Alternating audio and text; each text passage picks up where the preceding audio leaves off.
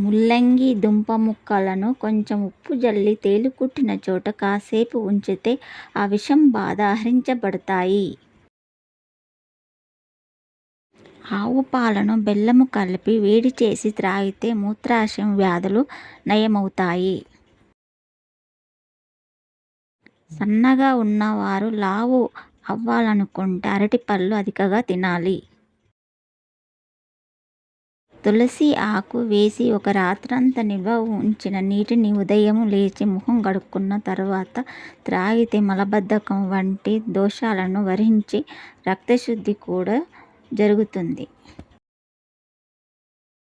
వేడి ద్రవ పదార్థాలను గాజు సీసాలో పోసేటప్పుడు సీసాను ఒక చెక్క పెట్టెపైన పెట్టి పొయ్యండి. సీసా పగిలే ప్రమాదము ఉండదు.